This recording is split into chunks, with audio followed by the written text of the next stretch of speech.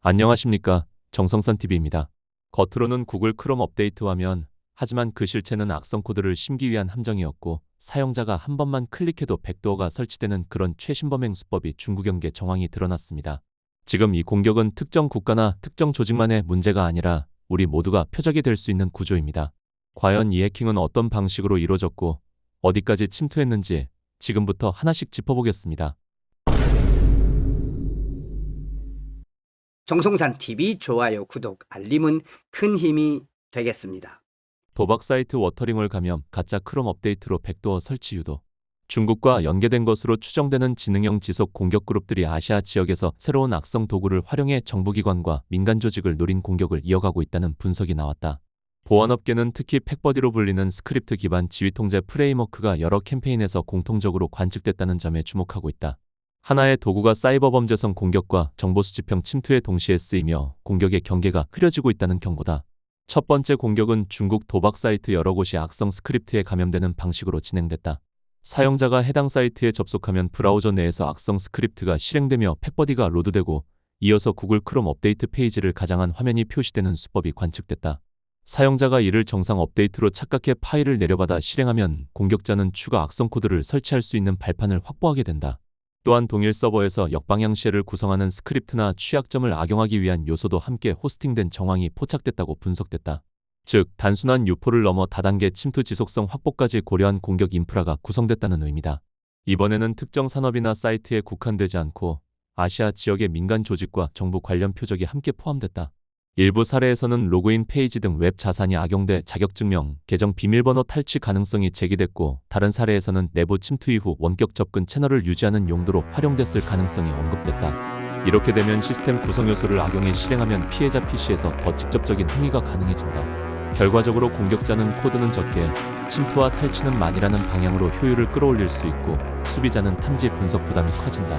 이번 활동은 중국 연계 정황이 다수 거론되고 있다. 중국발 공격 생태계에서는 도구 기술 인프라가 여러 클러스터에 걸쳐 공유되는 경우가 적지 않다.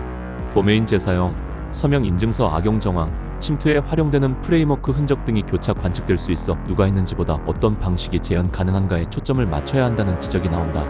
중국 정부의 지원을 받는 해킹 그룹은 무려 210개, 이는 러시아 112개와 이란 55개를 합친 것보다 많은 압도적인 수치다. 이 거대한 사이버 군단은 전 세계 178개국의 정부 금융통신망을 유린하고 있으며 그들의 칼끝은 이제 명확하게 중화민국을 넘어 대한민국을 겨냥하고 있다. 대만의 상황은 이미 전시나 다름없다. 대만 국가안전부에 따르면 2025년 대만 정부 인프라를 향한 공격은 하루 평균 263만 건에 달한다. 2년 전보다 2배 이상 폭증한 수치다. 더욱 섬뜩한 것은 중국의 공격 양상이 단순한 정보 탈취를 넘어섰다는 점이다.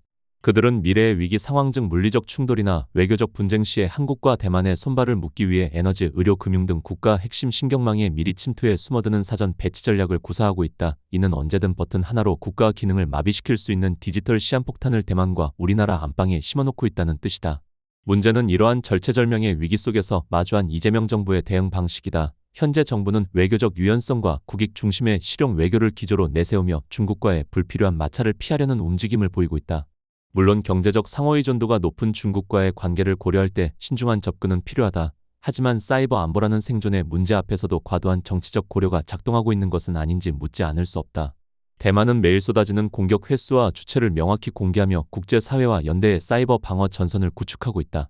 반면 한국 정부의 대응은 상대적으로 조용하다. 중국발 해킹 시도가 급증하고 있음에도 불구하고 정부는 공격의 배후를 명시적으로 지목하거나 강력한 경고 메시지를 보내는 데 주저하는 모습이다.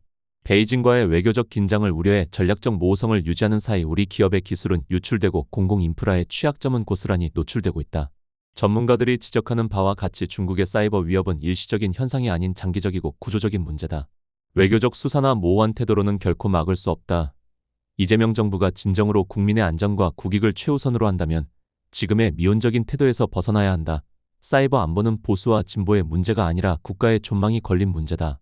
정부는 중국의 사전 배치 전략에 맞서 핵심 인프라에 대한 방어벽을 획기적으로 높이고 공격 원점을 식별해낼 수 있는 능동적 사이버 전력을 강화해야 한다.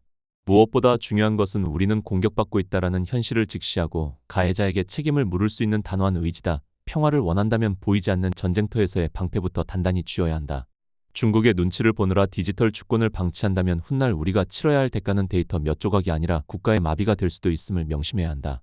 문제는 이 전쟁이 서버와 전력망에서만 벌어지는 것이 아니라는 점이다. 중국의 사이버 전략은 단순한 해킹을 넘어 한 사회의 판단 능력 자체를 무너뜨리는 인지전까지 포함하고 있다. 다시 말해 버튼 하나로 전기를 끊는 것과 동시에 여론을 조작해 국민 스스로 국가를 불신하게 만드는 이중 전선이 이미 가동되고 있다는 뜻이다. 최근 드러나고 있는 이른바 4천만 명 댓글 부대 의혹은 이 현실을 더욱 섬뜩하게 보여준다. 중국계 세력이 국내 포털 사이트를 이용해 대한민국의 여론을 조작할 수 있다는 의혹을 뒷받침할 증거들이 하나 둘씩 나오고 있다. 마두로 정권은 스마트매틱 전자투표 시스템을 통해 선거를 조작하며 권력을 탈취했으나 미국의 개입으로 그 모든 것이 무너졌습니다. 트럼프 대통령은 이 작전을 통해 부정선거와 친중 노선을 자신의 레드라인으로 명확히 밝혔습니다. 전 세계가 이 체포를 환영하는 가운데 한국의 일부 정치 세력만이 국제법 위반을 주장하며 반발하는 모습은 의아합니다. 이 반응은 그들의 정치적 입장과 깊이 연결되어 있음을 시사합니다.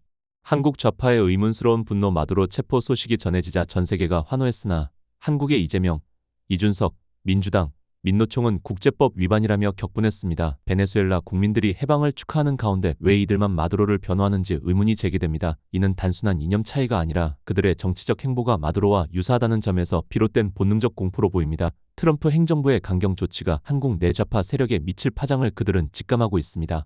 미국 하버드대학교 정량사회과학 연구소에 따르면 우마오당의 규모가 많게는 4천만 명 이상인 것으로 전해졌다. 이들은 시진핑의 온라인 호위무사로 불린다. 정치적 선전에 동원되거나 자국에 대한 불리한 소식 등을 차단하기 위한 목적으로 활동한다. 최근에는 자발적인 댓글 부대 쯔간우, 자발적인 우마오까지 등장했다. 국정원은 최근 중국의 댓글 부대가 중국 우월주의 강조, 남남 갈등 조장 등의 내용을 한국 인터넷에 올리며 활동 중이라고 보고 있다. 중국의 홍보업체들이 국내 언론사처럼 위장해 운영하는 웹사이트는 216곳에 달한다. 이들 웹사이트는 친중 콘텐츠 확산을 목적으로 개설됐다. 지난해 포털 다음에 중국 대규모 응원 논란에도 중국 댓글 부대 개입 의혹이 제기됐다. 한국 축구 대표팀과 중국의 아시안게임 8강전에서 중국을 응원하는 네티즌이 훨씬 더 많아 논란이 일었다. 국내 포털에서 벌어진 일이다. 로그인 없이도 응원이 가능한 탓에 중국 댓글 부대의 조작이 발생한 것으로 업계에서는 추정하고 있다. 같은 시간 로그인을 해야만 응원이 가능한 네이버의 응원 페이지에서는 중국 응원 비율이 10%에 불과했다.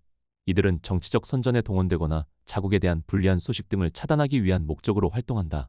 IT 업계 관계자는 스포츠 경기뿐 아니라 드라마와 영화 등 다양한 분야에서 중국을 옹호하는 댓글을 다는데 중화주의 색채가 강해 공격적인 면모를 보인다고 말했다. 미국도 중국 댓글 부대 폭격에 비상이 걸렸다. 미국인으로 위장한 중국발 가짜 페이스북 계정 수천 개가 미국 내 여론 분열을 조장하려는 콘텐츠를 뿌리다가 적발돼 삭제됐다. 지금까지 보신 것처럼 전쟁은 더 이상 전쟁터에서만 벌어지지 않습니다. 서버 속에서, 댓글창에서, 그리고 우리의 여론 속에서 이미 진행 중입니다. 한쪽에서는 국가 핵심 인프라를 노리고 다른 한쪽에서는 국민의 판단과 분열을 노리는 이중 전선의 전쟁입니다. 중국의 눈치를 보느라 현실을 외면한다면 우리가 치르게 될 때가는 단순한 정보 유출이 아니라 국가 기능 마비와 주권의 훼손이 될 수도 있습니다. 사이버 안보와 여론 주권은 이념의 문제가 아니라 생존의 문제입니다. 우리는 이미 공격받고 있다는 사실을 직시해야 합니다. 지금까지 정성산TV였습니다.